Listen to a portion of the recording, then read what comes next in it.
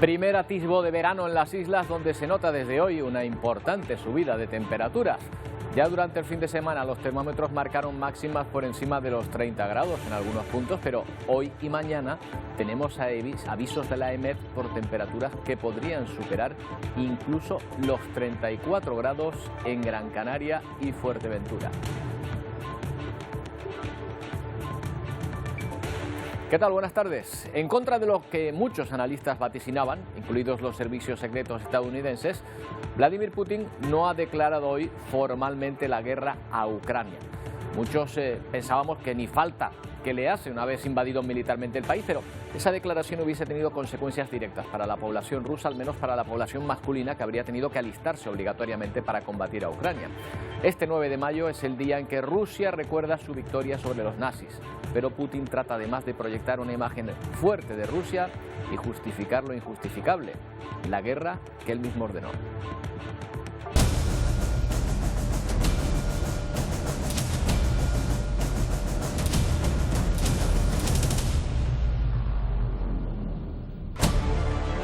No solo ha asegurado en su discurso que invadir Ucrania ha sido una decisión correcta, sino que además culpa a Occidente y a la OTAN de haber provocado esta guerra, incluso argumentando una invasión nuclear sobre su país.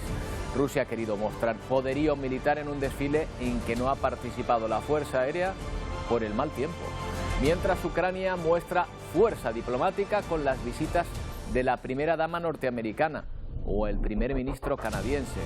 Incluso U2 ha acudido a Kiev a dar un concierto en el metro, la fuerza de los gestos frente a la contundencia de las armas. Más asuntos. En México nos encontramos con nuevas protestas contra la violencia, esta vez contra la violencia hacia las mujeres en este país. Los datos oficiales son terroríficos. 10 mujeres son asesinadas cada día en México y 6 desaparecen sin rastro. Insisto, cada día.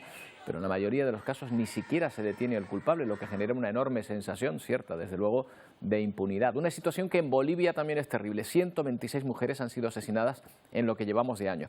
Hablaremos de este asunto y veremos también el balance de muertos en el derrumbe de un hotel en La Habana. Algunas fuentes ya ascienden a 35 personas tras una explosión. También había una turista española que va a ser repatriada a su lugar de procedencia en Galicia. Su pareja se encuentra hospitalizado con un pronóstico de extrema gravedad. La causa, como decimos, parece estar en una explosión de gas en el que era uno de los hoteles más lujosos de la capital cubana. Y vamos a hablar en este 9 de mayo de la celebración rusa de su victoria frente a los nazis en la Segunda Guerra Mundial, pero no puede proclamar ni mucho menos su victoria contra Ucrania en la guerra que su ejército comenzó hace 75 días. Pese a ello, o quizá precisamente por ello, Vladimir Putin ha querido exhibir fuerza militar en el desfile de la Plaza Roja y justificar su invasión. Lo que no ha hecho, aunque se esperaba, es declarar la guerra oficialmente a Ucrania. La comunidad internacional estaba muy pendiente de los actos del Día de la Victoria en la Plaza Roja en Moscú. Un desfile para conmemorar el triunfo de la Unión Soviética sobre la Alemania nazi en la Segunda Guerra Mundial y que tras años de olvido recuperó en 2008 Vladimir Putin para lanzar la imagen al exterior de una Rusia grande y poscomunista. Precisamente en él estaban puestas todas las miradas. Se esperaba que en su discurso proclamara oficialmente la guerra u ordenara la movilización de la población para reforzar la ofensiva contra Ucrania. Эти дни вы сражаетесь за наших людей на Донбассе, за безопасность нашей родины.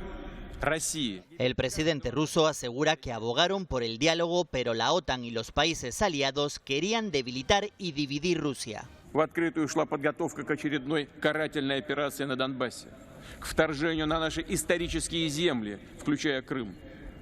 В Киеве заявляли о возможном приобретении ядерного оружия. Блок НАТО начал активное военное освоение прилегающих к нам территорий. Con estas palabras legitima la que considera una decisión forzada, oportuna y correcta. Putin dedicó este discurso a todos los soldados que luchan y han perdido la vida en esta invasión y anunció que el gobierno ayudará y cuidará a sus familias. Un discurso en el que instó a las tropas a redoblar su esfuerzo en la victoria contra Ucrania. Por cierto, un país que no nombró en los 11 minutos que duró el discurso. Tampoco hizo alusión a la evolución de la guerra. Esto es Bielorrusia, allí también desfile conmemorativo por el Día de la Victoria, el ejército con banderas nacionales y fotos de los soldados caídos en la Segunda Guerra Mundial. Marchó junto a miles de ciudadanos en la capital, en Minsk. El líder del país, Alexander Lukashenko, aliado de Rusia, ha dicho que las Fuerzas Armadas Nacionales no participarán en la denominada por el Kremlin Operación Militar Especial contra Ucrania. Bueno, y esto ya empieza a rozar la provocación. Es Alemania. Cientos de rusos celebrando ese día, el Día de la Victoria de su país, precisamente contra Alemania. El embajador de Rusia aseguró que los soldados ucranianos que lucharon en la Segunda Guerra Mundial también son héroes que lucharon junto al Ejército Rojo contra los nazis. Tras el acto en la Puerta de Brandenburgo, se ha realizado una ceremonia en el Monumento de la Guerra Soviético en Berlín, donde están enterrados más de 7.000 soldados del ejército ruso.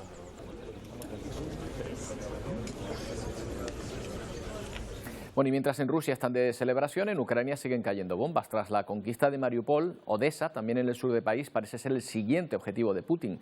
En el Donbass se confirma la muerte de 60 personas tras el ataque ruso a una escuela que servía de refugio. Finalizada la evacuación de civiles de la acería de Azovstal,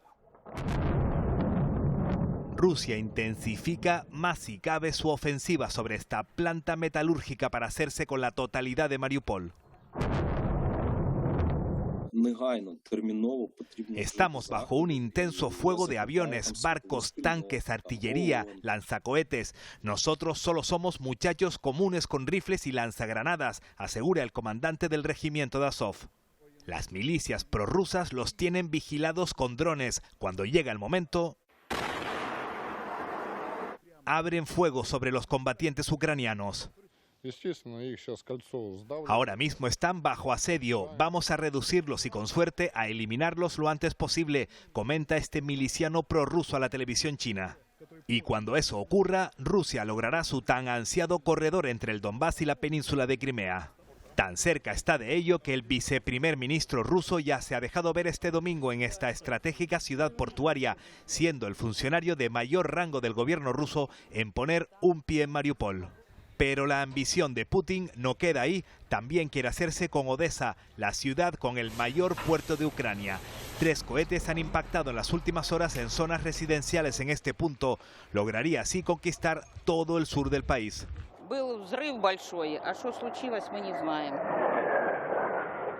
Los aviones rusos siguen sembrando el pánico en el este de Ucrania. En Kostiantynivka, en la región de Donetsk, un ataque aéreo destroza esta escuela sin causar víctimas. No ha ocurrido lo mismo en esta otra escuela usada como refugio en Bilorivka, en la región de Lugansk. Ucrania ha confirmado la muerte de los 60 civiles que quedaron atrapados bajo los escombros tras un feroz bombardeo ruso.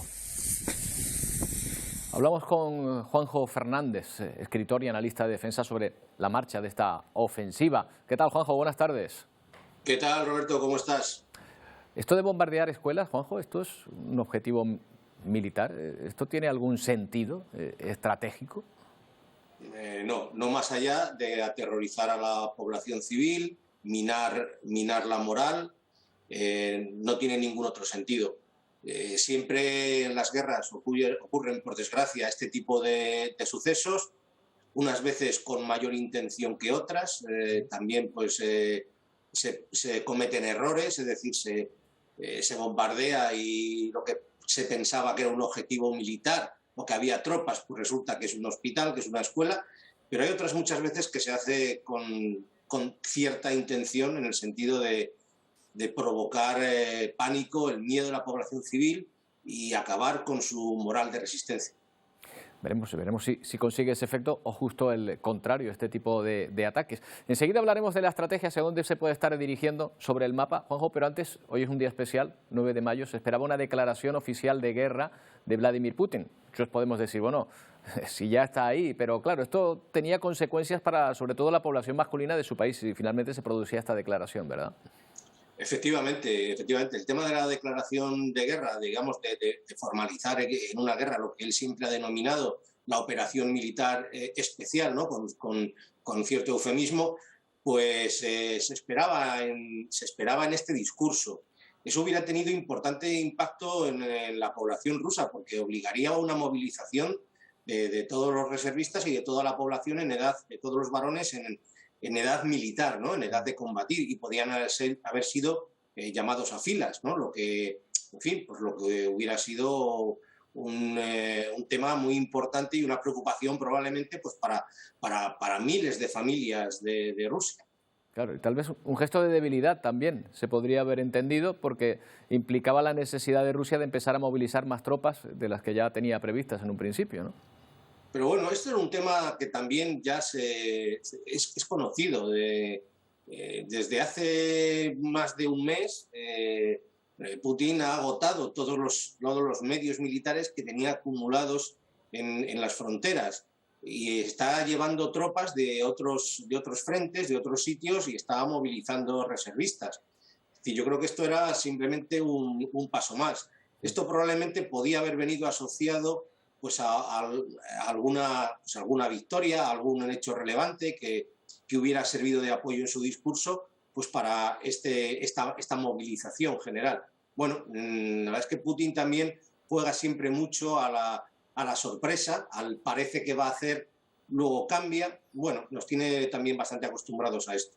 Bueno, es que de hecho ni siquiera todavía sabemos cuáles son los objetivos militares de esta operación militar que ha iniciado, por no llamarlo guerra, siguiendo su denominación. Lo que sí parece es que está tratando de convertir a Ucrania, un país marítimo, en un país de interior, es decir, cortarle toda su salida al mar por el sur, si finalmente se confirma que se dirige hacia Odessa, ¿no? Efectivamente, pero esto es algo ya que intuíamos desde los primeros días de la guerra. En este conflicto, y desde el primer momento, yo creo que se han juntado, por así decirlo, dos frentes de batalla distintos. Uno, el político, el golpe de efecto, donde estaba enfocado todo hacia la toma rápida de la capital, el quitarse de en medio al presidente Zelensky, el poner un gobierno títere, y luego lo que es la operación militar de verdad, por así decirlo, con sus objetivos estratégicos. Y los objetivos estratégicos suyos, no hay que olvidar, desde el minuto cero, son asegurar el Donbass, el corredor del mar de Azov para unir por tierra con la península de Crimea, Jersón con el agua que suministra la península de Crimea, y la toma de Odessa y la costa para aislar a Ucrania del Mar Negro y convertirla en un país sin salida económica. O sea, la quedaría hundida económicamente sin esa salida al mar. Esos son sus objetivos, de verdad. Bueno, pues ahí está la situación, aunque no lo hayan declarado por otra parte. Lo que sí ha perdido es la guerra diplomática. Juanjo, estaba la primera dama, ha hecho una visita sorpresa a Ucrania, el primer ministro canadiense, sin duda también, claro. Esto es importante moralmente, digamos, pero yo me imagino que también esto simboliza otro apoyo, un apoyo material que está obteniendo en cantidades ingentes el ejército ucraniano. ¿Suficiente para combatir a la maquinaria bélica soviética? Perdón, rusa. Pues suficiente nunca se sabe, ¿no? Porque Rusia no... A ver, que nadie se equivoque, Rusia tiene un ejército muy potente y habrá demostrado debilidades, habrá demostrado fallos, habrá demostrado cierta incompetencia de mandos, material que ha defraudado, que ha resultado peor de lo esperado, pero es un ejército muy grande y tiene muchos medios. Entonces, material insuficiente, bueno, pues lo iremos viendo. Ahora lo último que les está llegando, que es artillería pesada norteamericana, puede que también hasta de Alemania, ¿no? Incluso de Suecia, de otros países. Este tipo de artillería va a ser fundamental porque va a permitir a los ucranianos, de alguna manera, contrarrestar el dominio ruso en materia de artillería pesada que siempre ha exhibido en la guerra y que ahora está utilizando con mayor contundencia. Ese yo creo que va a ser uno de los medios fundamentales y que vamos a empezar a ver a partir de ahora sus efectos, ¿no? Cómo quizás estas piezas de artillería americanas, ¿no? Los M777 que acaban de llegar, incluso los Panzerhaubitzer 2000 que podrían llegar también de Alemania y de otros países. Son piezas de artillería muy importantes y que pueden dar más de un disgusto a los rusos. Bueno, pues veremos cómo evoluciona esta situación, esta guerra que desde luego parece cualquier cosa menos corta. Veremos lo que ocurre. Juanjo, un placer hablar contigo, como siempre. Muchas gracias. Un abrazo, Roberto. Saludos a todos. Bueno, ha sido un fin de semana intenso de visitas diplomáticas a Ucrania, entre ellas la de la primera dama de Estados Unidos, como hemos dicho, Jill Biden, que se reunía con la primera dama ucraniana en Kiev. Jill Biden y Olena Zelenska se funden en un gran abrazo en este inesperado encuentro no anunciado en Kiev. La gente en Estados Unidos está con Ucrania, le dice la primera dama estadounidense a su homóloga ucraniana. Es uno de los numerosos encuentros diplomáticos que han protagonizado la agenda de los Zelensky durante el fin de semana. Con el primer ministro croata, con la presidenta del Parlamento alemán y con el primer ministro canadiense. El presidente de Ucrania ha aprovechado cada encuentro para solicitar más armas. Estamos agradecidos, pero necesitamos armamento moderno y poderoso, especialmente en cuanto a tecnología, ha pedido Zelensky. Canadá recogía el testigo. Anuncio más asistencia militar, cámaras de drones, imágenes satelitales, armas pequeñas, municiones y otro tipo de apoyo, incluido la financiación para operaciones de desminado, aseguraba el primer ministro canadiense instantes antes de reabrir la embajada de Canadá en la capital ucraniana. Estados Unidos también ha reabierto su embajada en Kiev, coincidiendo con la visita de la primera dama estadounidense. Y más apoyos. El líder del grupo de rock U2, Bono, y su guitarrista quisieron mostrar también su apoyo con el pueblo ucraniano, visitando Irpin, Borodianka y Bucha, ciudades que tuvieron que soportar el terror de la ofensiva rusa.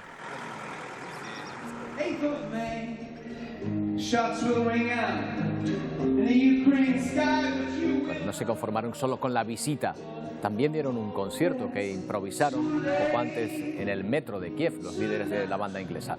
Bono y The Edge, antes de realizar su visita a varias ciudades dañadas por los ataques. Los componentes de U2 tocaron varios de sus éxitos durante casi una hora. Entre el reducido público, temas de seguridad, había miembros de las Fuerzas Armadas. Bono elogió sus intentos, dijo, por alcanzar la libertad.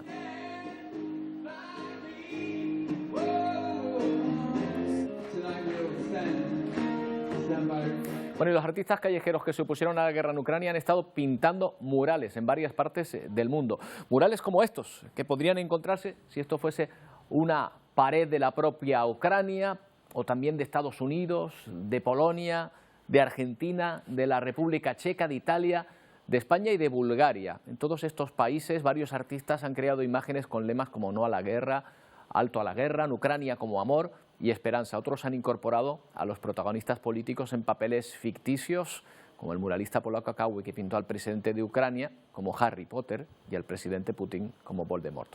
Nos vemos.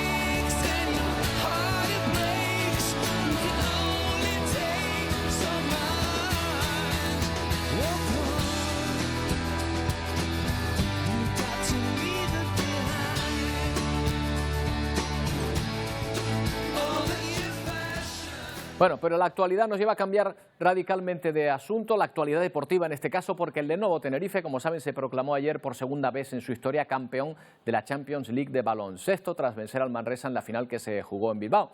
Bueno, pues vamos hasta el aeropuerto de Los Rodeos porque está llegando en este momento el equipo, ¿verdad, Lucía Mora? Sí, la copa ya está. Así es, Roberto, la copa ya está en casa. Ha salido el capitán, solo falta que quede la copa por salir y el equipo. Un ambiente festivo que se va a prolongar ahora en la recepción oficial que tendrá lugar en el Ayuntamiento de La Laguna.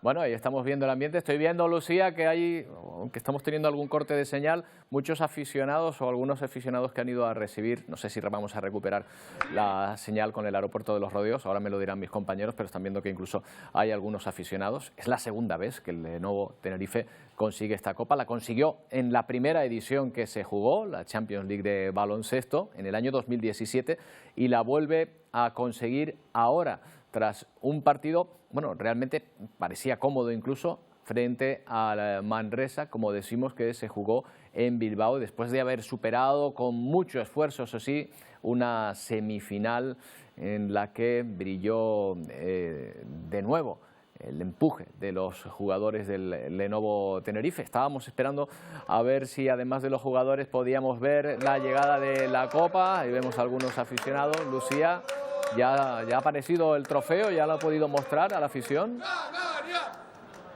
No, pues aún al parecer no ha salido, pero es verdad que... Bueno, pues estamos intentándolo, pero ya ven que los problemas técnicos nos lo impiden en todo caso. Ahí está la noticia que se está produciendo ahora mismo en el aeropuerto de Los Rodeos. Bueno, vamos a hablar un poco de nuestro bolsillo porque al final todo nos va a afectar, aunque hablemos de cifras macroeconómicas. Estados Unidos anuncia nuevas sanciones contra Rusia sin esperar a Bruselas. La reunión del G7 ha servido para cerrar una reducción progresiva de las importaciones de petróleo procedentes de Moscú, aunque la Unión Europea sigue sin lograr un pacto, sobre todo ahora por la negativa de Hungría. El G7 marca el camino del coste energético mientras que Europa no llega a acuerdos por la negativa de Hungría. Las grandes potencias mundiales se comprometen a vetar el petróleo ruso y reducir la dependencia energética. Estados Unidos prepara sanciones para aislar más a Moscú por la guerra de Ucrania. El presidente ucraniano, presente en la reunión por videoconferencia, pide endurecer las medidas contra Putin y sus socios. El mundo libre no debe permitir que lo manipulen, afirma Zelensky durante su intervención. Rusia mantiene el pulso y advierte a Estados Unidos y a la Unión Europea. Todos sufrirán las consecuencias. Según este economista ruso, las sanciones solo acelerarán la inflación global, causando pérdidas económicas en ambos lados. Japón se tomará un tiempo para eliminar gradualmente las importaciones de petróleo ruso. El primer ministro de Japón, Fumio Kishida, ha sido el encargado de anunciarlo.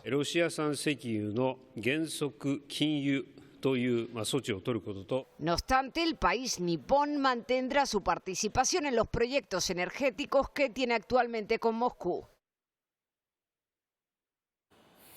Y además hoy se celebra el Día de Europa. Bueno, creo que vamos primero hasta... Ahí ven, tenemos ya la imagen en directo. Ahí ven a Marceliño Huertas, el base del Lenovo Tenerife, con el trofeo que acaba de traer, que acaba de llegar al aeropuerto de Los Rodeos. Segunda Champions League europea de baloncesto que se trae este equipo, aunque en esta ocasión la final fue una final española frente a otro equipo español en Manresa, además en una ciudad también española, en Bilbao, donde se jugaba esa final de la Champions. Bueno, alegría para los jugadores, para un nuevo trofeo, una nueva copa que va a adornar sus vitrinas.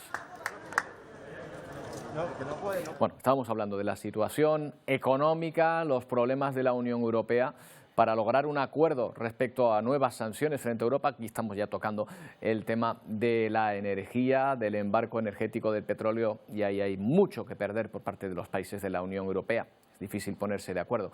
Pero también se celebra hoy el Día de Europa. Vamos a hablar con Alfonso Casasola Gómez Aguados, escritor y analista internacional, sobre la confluencia de estas jornadas. ¿Qué tal? Buenas tardes. ¿Qué tal, Roberto? Buenas tardes. ¿Qué tal? ¿Más Europa o menos Europa en este día? ¿Hacia dónde vamos? ¿Hacia una mayor unión o hacia una disgregación? ¿Cómo lo ves? Pues mira, Roberto, yo quiero ser positivo, la verdad. Hoy, justo el día 9 de mayo, que es el Día de Europa, el día en que Robert Schuman hizo la declaración en la que establecía la necesidad de una unidad europea, en la que la guerra fuera inconcebible, justo coincide también con el Día de la Victoria ruso, ¿no? Y que prácticamente declara una guerra contra una nación pacífica, Ucrania, ¿no? Yo creo que más que más o menos Europa, tiene que saber siempre más Europa, en el sentido de que tiene que haber una mayor protección en este tipo de asuntos. Es decir, que Europa tiene que ser más presente en la geoestrategia mundial, y en este tipo de momentos es cuando tiene que demostrar que Europa es fuerte y puede ser un actor global importante. Entonces, es verdad que estamos en un momento en el que Francia, por ejemplo, ha estado a punto de que un partido ultraderecha formara parte del gobierno, y en el que además es claramente antieuropeísta. Tenemos ese tipo de problemas, ese tipo de obstáculos, pero en el fondo hay un sentimiento europeo que creo que se ha ido larvando en estos 50 años, que es necesario que en España, en Francia, en Italia, en Alemania, en esos 4 o 5 países que formamos parte del núcleo duro con Polonia ahora actualmente, que hagamos que esa Europa sea real.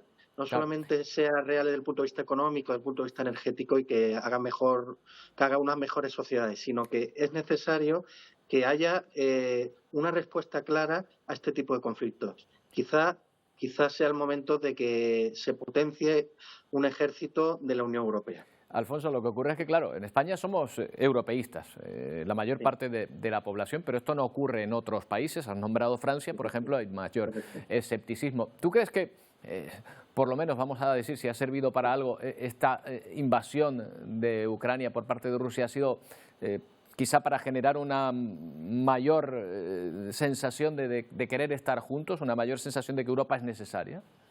Roberto, muy buena pregunta, la verdad. Ese es el quid de la cuestión ahora mismo. La verdad es que yo, contra todo pronóstico, pensaba que iba a ser todo lo contrario. Pero justo con la invasión de Rusia de Vladimir Putin, que uno de los objetivos claros que tenía era el de desmembrar a la Unión Europea con este ataque, justo ha ocurrido lo contrario. Ha hecho no solamente que Europa se una de una manera unánime, sino también lo que es Occidente, y ha hecho que incluso los reacios incluso a la OTAN no se vea tan reacio. Es el caso, por ejemplo, de Finlandia o Suecia, que quieren entrar ahora en la OTAN. Entonces se ha visto como Occidente o la Unión Europea es el salvavidas ante gobiernos, digamos, no tan democráticos como los nuestros, diríamos, ¿no? Entonces, yo creo que ha servido para darnos cuenta de que la Unión Europea tiene unos valores, y eso no lo teníamos a lo mejor tan claro, pensamos que estamos en crisis, unos valores democráticos, sociales, para vivir en paz, para vivir en armonía, que esto ha hecho que aflore. Y además es unánime. Yo creo que a pesar de que efectivamente hay euroescepticismo en gran parte de algunos países, creo que no es la mayoría. Creo que el sentido unánime que ahora además creo que debemos aprovechar es el ser el salvavidas de la democracia. Yo creo que la Unión Europea, si quiere ser algo, tiene que seguir esforzándose por ser el centro neurálgico del mundo de lo que son las democracias y las libertades. Creo que tenemos que coger ese tren y ser la locomotora, Roberto. Hay grandes retos, has nombrado algunos, el de la defensa, por ejemplo, pero si tuvieses que escoger, ¿cuál crees que va a ser en el que más difícil, en el que más nos va a costar ponernos de acuerdo entre todas las sociedades, entre todos los países que forman la Unión Europea? ¿Dónde estaría, según tú, y yo sé que es difícil elegir, pero por lo menos uno de ellos, el que más destacarías, el debate más importante que va a tener la Unión Europea en el futuro próximo? Mira, Roberto, pues yo creo, pues eligiendo, y no voy a ser original en relación con la actualidad de, digamos, la defensa y las relaciones con Rusia, no. Yo creo que es la inmigración, Roberto. La inmigración va a ser la clave, el modo en que la gestionemos para que la identidad de Europa sea más plural y tenga esos valores que queremos que sigan teniendo. Si somos capaces de gestionar bien la inmigración subsahariana, que es la que más complicaciones da, sobre todo allá a Canarias o incluso a Andalucía por parte de Ceuta o en Melilla, el modo en que gestionamos eso, y creo que no solamente debe ser un problema de España, sino que tiene que ser un problema de la Unión Europea, va a marcar el futuro de la Unión Europea. ¿Por qué? Por varios motivos. Primero, porque necesitamos capital humano. Viendo que la natalidad en los países occidentales, la natalidad ha bajado y va a bajar de manera exponencial, y necesitamos que nos paguen las pensiones cada vez que vaya, porque vamos a ser cada vez más mayores. Y en segundo lugar, por el modo en que gestionemos esta entrada, debemos que esas personas que vayan a integrarse se integren bien. En ese sentido, el Papa Francisco es un claro referente. Cuando nos dice a todos acoger, pero acoger no solamente es recibirlos, sino es recibirlos e intentar integrarlos, darles educación. Ese es el gran problema. Poder educarlos, pero además, y que ellos se integren y se sientan europeos, se sientan españoles, se sientan canarios o se sientan franceses, pero pues que no estén quietos. Nos quedamos con ese reto, uno más de, sin duda, de los muchos que hay. Además, hoy en un día que tenemos malas noticias que dar respecto a este tema de la inmigración. Alfonso, muchas gracias por atendernos. Buenas tardes. Sí, Roberto, un fuerte abrazo. Hasta luego. Hasta luego. Bueno, son días de calor, ¿eh? Las altas temperaturas podrían superar los 34 grados hoy en varios puntos de Gran Canaria, Fuerteventura y Lanzarote. En la cumbre de Gran Canaria, en Tejeda, está Yeray Sosa. No sé si ya pasando calor. Yeray, cuéntanos. ¿Qué tal, Roberto? Muy buenos días. Sí, aquí la situación en el interior de la isla de Gran Canaria es de bochorno, una situación, por cierto, que muchos intentan solventar pues buscando tomar algo frío, buscando desesperadamente la sombra, y es que en estos momentos el termómetro alcanza ya los 30 grados, un episodio de calor que no solo se va a extender durante la jornada de hoy, también lo vamos a tener mañana martes. De hecho, la Agencia Estatal de Meteorología va a mantener activo ese aviso amarillo que decías por temperaturas máximas que podrían alcanzar incluso los 34 grados. Por lo tanto, el punto caliente de la isla hoy va a estar en el interior, en zonas de cumbres y medianías, también en aquellos municipios orientados al sureste, al sur y al oeste de la isla. De hecho, ahora mismo la temperatura máxima aquí en la isla de Gran Canaria se registra en la aldea de San Nicolás, en Tasarte. Se superan allí ligeramente los 32 grados, igualándose la temperatura máxima alcanzada durante las últimas 24 horas en este lugar. Pero es que en San Bartolomé de Tirajana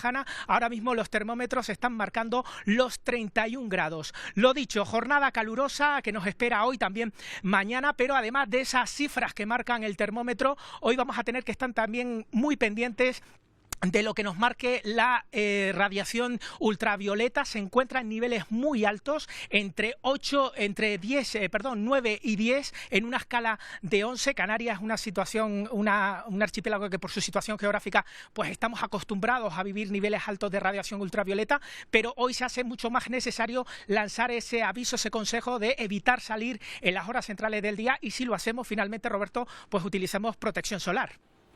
Desde luego, mucho cuidado. Hay que ver, a veces vamos a Tejeda para hablar del frío, hoy lo hacemos para hablar del calor que ya se está notando. Una pausa para refrescarnos, volvemos en un momento. No tardamos.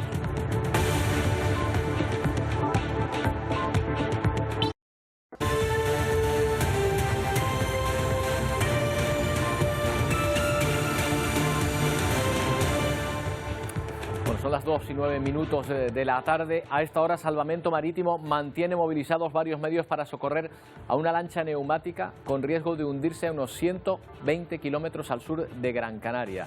Sabemos que ya se han rescatado a 65 millas de la costa a 16 personas. Han sido rescatadas por un helicóptero. No se sabe todavía cuántas personas viajaban en esa embarcación, una operación de emergencia pocas horas después de la última tragedia en la ruta migratoria canaria de la que tuvimos noticia ayer. Según la ONG Caminando Fronteras, 16 personas han fallecido en las últimas horas y 28 continúan desaparecidas tras el naufragio de una patera al sur de Cabo Bojador, en el Sáhara Occidental. Intentaban llegar a Canarias. 12 personas que han sobrevivido, asegura la portavoz de la ONG, han sido detenidas por las autoridades marroquíes.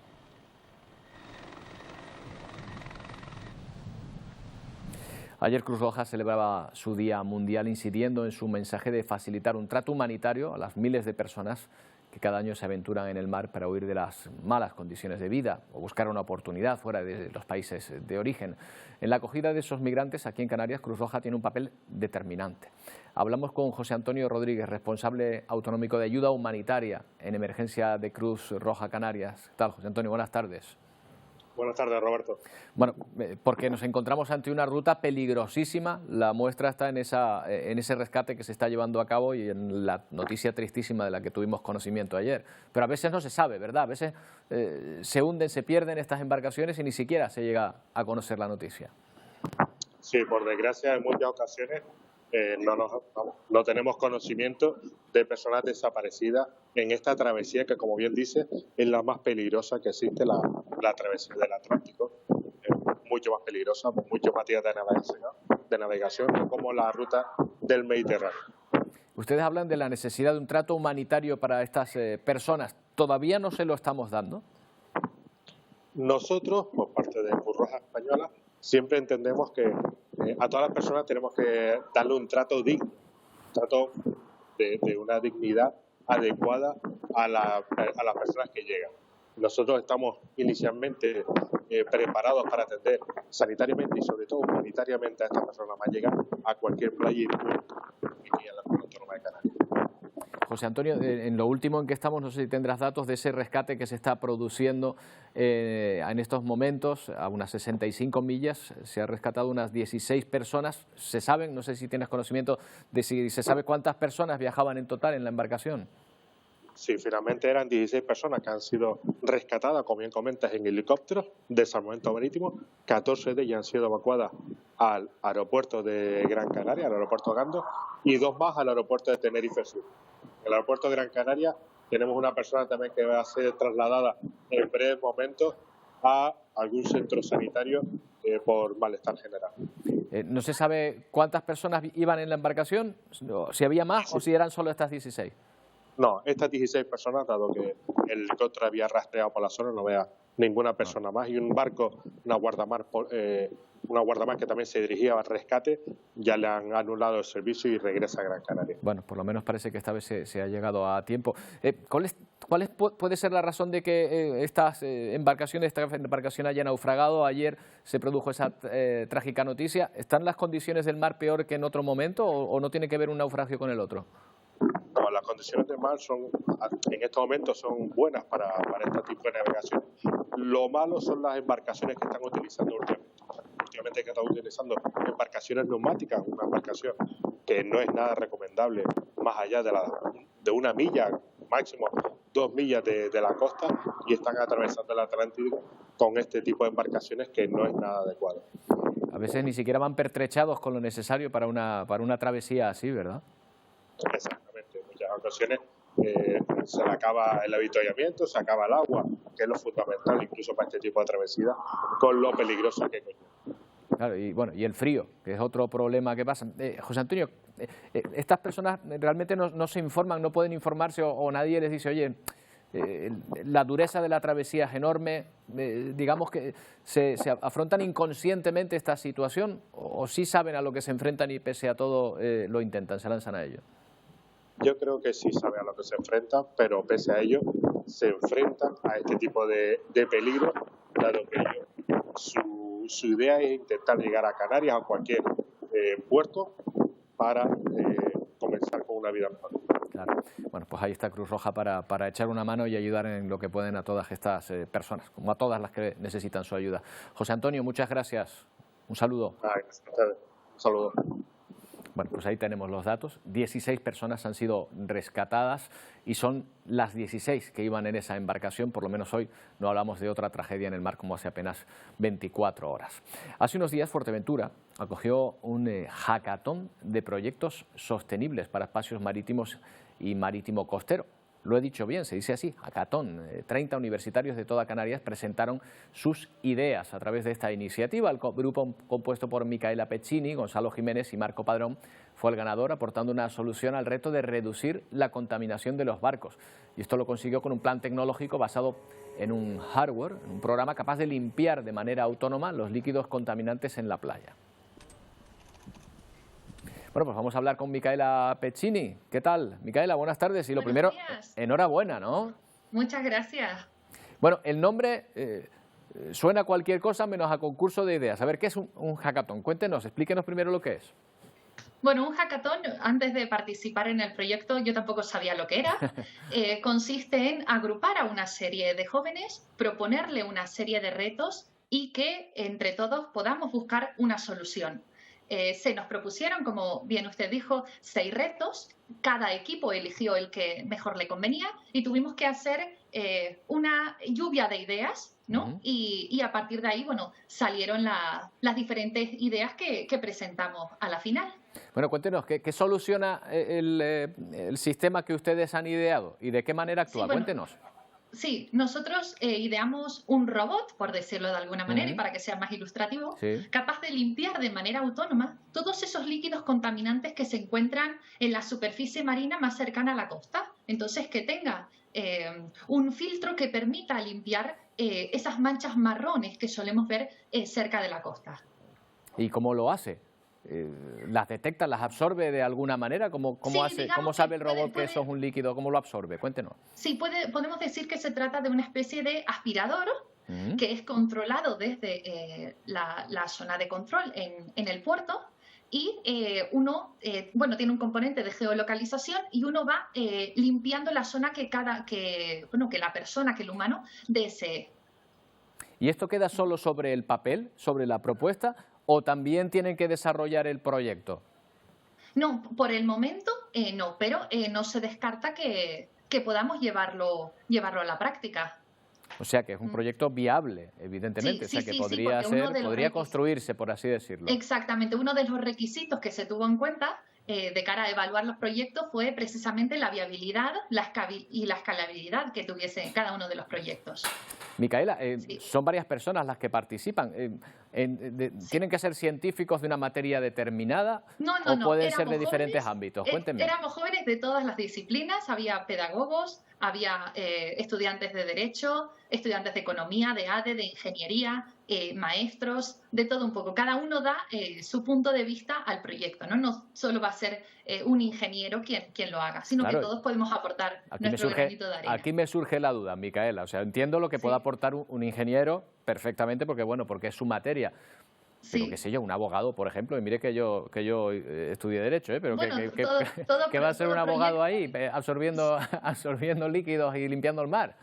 No, pero bueno, todo proyecto para que pueda ser viable siempre necesitamos de asesoría jurídica, entonces bueno, ellos pueden dar su opinión por esa parte. Luego la educación, en este caso nosotros elegimos un proyecto vinculado a la ingeniería, pero podríamos haber presentado un proyecto vinculado a acercar la economía azul a los más pequeños, ¿no? Que cada uno eligió diferentes proyectos. Entiendo. Es un proyecto de amplio espectro, que no era solo centrado en eso. Pues lo dicho, Micaela, enhorabuena. Oiga, si al final se pone en la práctica y se construye este robot, háganoslo saber, porque tenemos que volver a hablar entonces. Lo haremos encantados. Venga, felicidades, Micaela. Muchísimas gracias. Bueno, vamos a seguir con otro asunto, pendientes de la evolución del español herido, está de carácter muy grave, en la explosión de un hotel en La Habana este fin de semana, aunque también se vive mucha tristeza tras fallecer su pareja en esa tragedia. Son más de 30 las personas que han fallecido. Los equipos de rescate mientras siguen buscando víctimas entre los escombros. En Viveiro, Galicia, se viven días de auténtica conmoción tras la muerte de Cristina en la explosión de un hotel en La Habana, aunque también los vecinos siguen muy pendientes del estado de salud de su pareja, que continúa ingresada en estado muy grave. Es una desgracia familiar enorme, una familia que además es muy conocida y muy querida aquí en el pueblo, y donde nosotros, lógicamente, en nombre de todos los vecinos y vecinas, pues le trasladamos toda la solidaridad, el apoyo, y en nuestro caso, pues en mi caso como alcalde, lógicamente, ofrecerme para cualquier apoyo, cualquier gestión que haya que hacer entre la propia embajada. La pareja había ido a Cuba a pasar unos días de vacaciones. La explosión, atribuida a priori a una fuga de gas, se producía justo en el momento en el que pasaban por allí. Se calcula que son más de una treintena de fallecidos. Aún así, los equipos de emergencia continúan trabajando entre los escombros. El objetivo, encontrar más víctimas o posibles supervivientes. Fue una película de terror. verdaderamente. Es una explosión seca, una sola, ¡pum! Y veo que los cristales empiezan a rajarse y a caer, y de momento una nube blanca de polvo.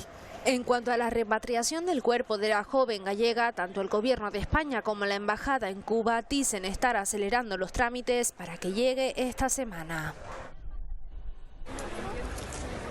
Bueno, y el regreso a España, otra explosión en un edificio en Madrid que ha dejado 2 muertos y una veintena de heridos, ya lo saben, uno de ellos en estado grave. Los fallecidos son 2 trabajadores de 21 y 27 años, todo apunta a una fuga de gas. De hecho, el edificio del siniestro estaba en obras, va a ser demolido parcialmente.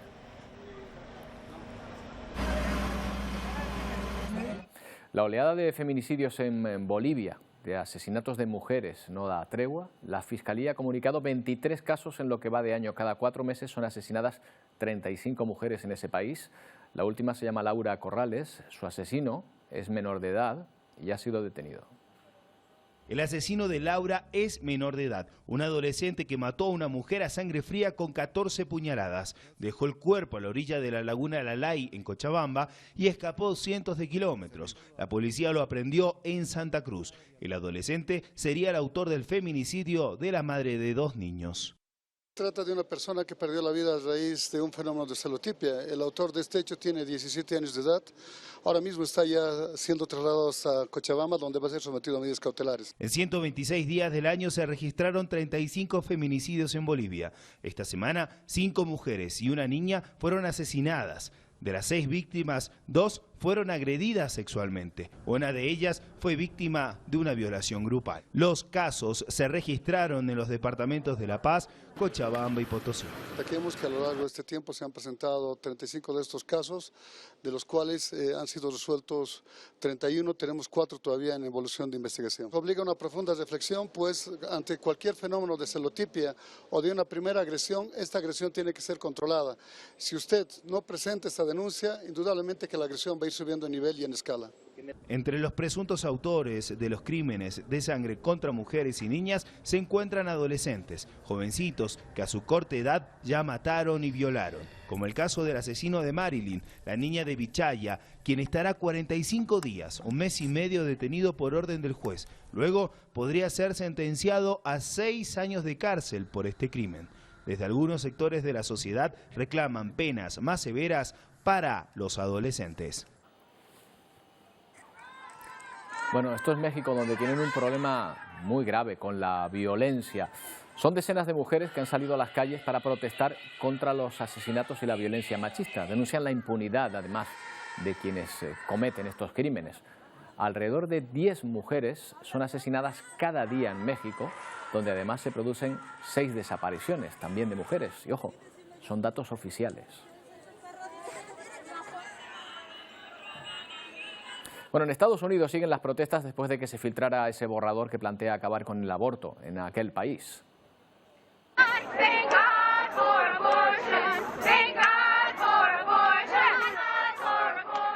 Son protestas a favor y en contra. De hecho, esta es en Nueva York, por fuera de la iglesia, se manifiesta quienes quieren que se acabe con este derecho y quienes reclaman justo lo contrario, más libertad para las mujeres que desean abortar. Una muestra de cómo el país se divide después de que se hiciera pública la opinión de 5 de los 9 jueces de la Corte Suprema a favor de eliminar el derecho al aborto.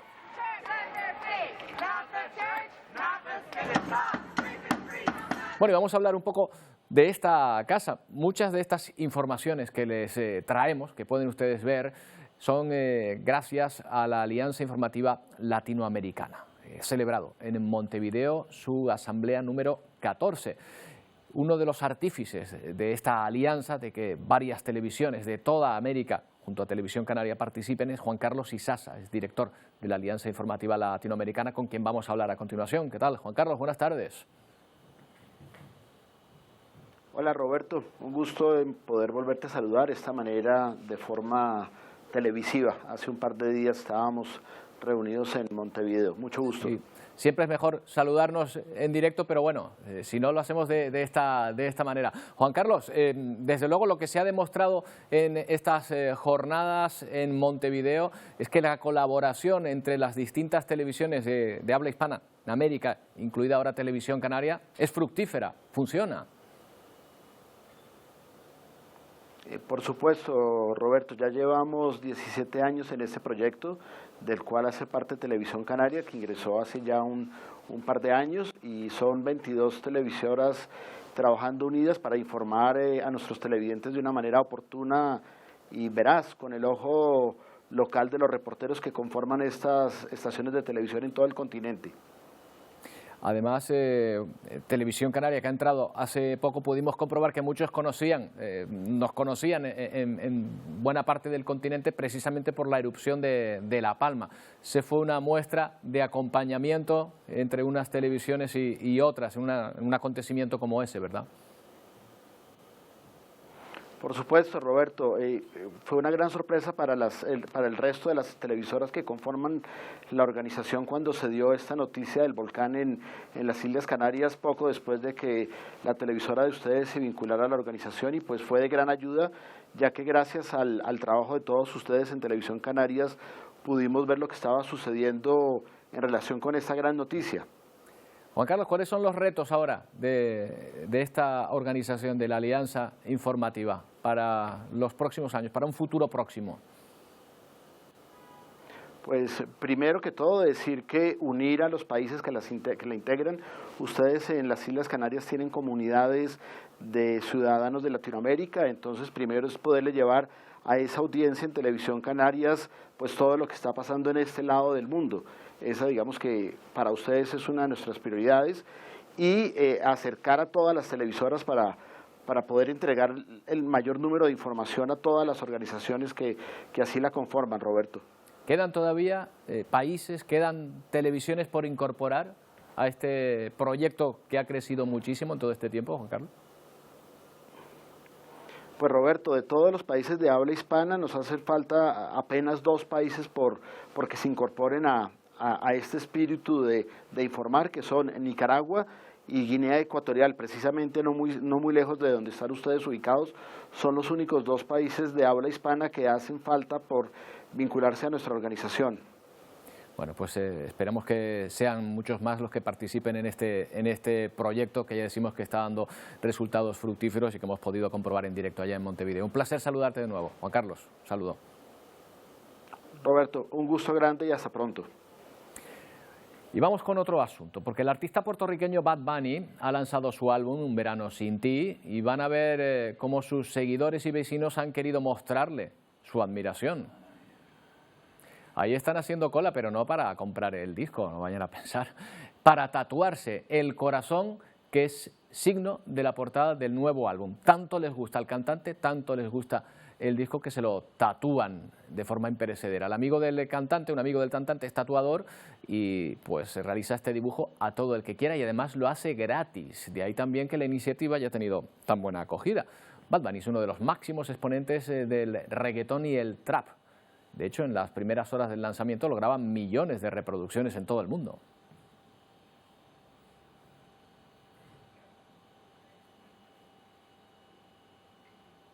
Bueno, pues ahí está. Eso son pasión, desde luego, es una pasión, desde luego, por la música. Y no nos resistimos a despedirnos hoy con otras imágenes que no sean estas, fíjense. Porque es así como vivimos en otro lugar. Es Brian May, el mítico guitarrista de Queen, un enamorado, por si no lo sabían, de Canarias desde hace décadas. Y lo ha vuelto a demostrar con la grabación de esta canción, Otro Lugar, interpretada, como han oído, en español y dedicada a las islas. Además, el videoclip demuestra en escenarios, como ven, muy familiares. Hay que tener en cuenta que Brian May también es un gran aficionado a la astronomía. Con la música de May nos vamos. Se quedan ahora, ya lo saben, con Telenoticias 1 y Paco Luis Quintana. Nosotros volvemos mañana a partir de la 1:30 en una nueva edición de Atlántico Noticias. Hasta mañana. Nuestro amor podemos mostrar. Sabes, te quiero esperar.